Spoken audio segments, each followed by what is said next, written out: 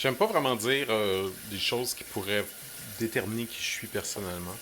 Je fais attention dans les vidéos pour pas qu'on voit vraiment mes décors, etc.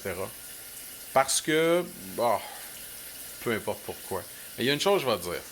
Mon arrière-arrière-grand-père était le Canadien français le plus riche à Montréal. Et la raison pour laquelle je le dis, c'est qu'il y a un article qui est sorti sur lui aujourd'hui. Une fois de temps en temps, on parle de sa place historique qui est quand même importante. Il a fait le rond-point d'Acadie. Il y a plein de marques dans l'histoire du Québec, surtout de Montréal. Et on veut refaire le pont Jacques-Cartier en fonction de comment il aurait dû être fait si ce personnage-là n'avait pas entravé les projets à cause de son usine à savon. Et j'aimerais que vous portiez attention à quel point l'homme le plus riche, le Français canadien le plus riche de Montréal, mon arrière-arrière-grand-père, c'est pas si loin que ça. Ma grand-mère l'a connu, tu sais. Comment qu'il était pas si riche que ça, dans le fond, quand tu regardes ça, puis tu compares ça à la masse de richesse anglophone qui existait à Montréal. Et donc, quand je dis qu'il faut comprendre l'Amérique du Nord, en excluant le Mexique, les États-Unis puis le Canada, comme un empire britannique avec plein de divisions comme c'est fait au UK, United Kingdom, États-Unis, United States. C'est la logique anglo-saxonne qui est en jeu ici. Mais comment ont été considérés les Français canadiens, ben les Français, les francophones en général, comme une sous-classe, un peu comme les Irlandais peuvent être considérés comme une sous-classe au UK.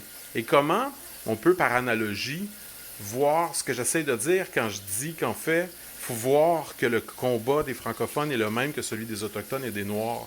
Et une des raisons pour laquelle c'est le même, c'est que ça peut être une espèce de blueprint sur comment eux-mêmes peuvent reprendre le pouvoir. Parce que oui, c'est vrai que le fait qu'en général, il y ait plus de blancheur a aidé, parce que en général, l'humain est raciste et superficiel dans son jugement.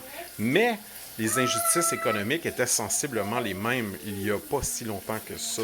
Donc quand on considère ça, on considère comment dire, la possibilité de reprendre son pouvoir par ces communautés-là.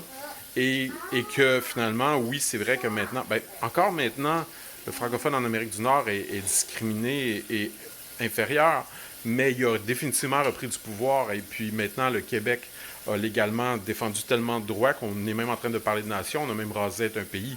Donc, il y a définitivement une évolution à voir, et je pense qu'on le voit avec le Nunavut et des choses comme ça, comment il y a possibilité d'avoir même des souverainetés de la part de Premières Nations. Euh, la cause des Noirs est un peu plus complexe parce que le rapport au système américain qui...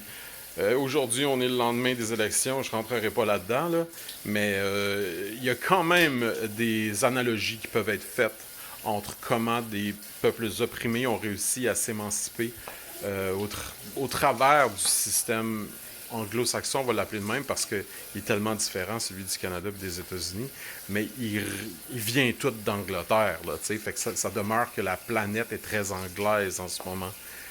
Mais j'arrête là.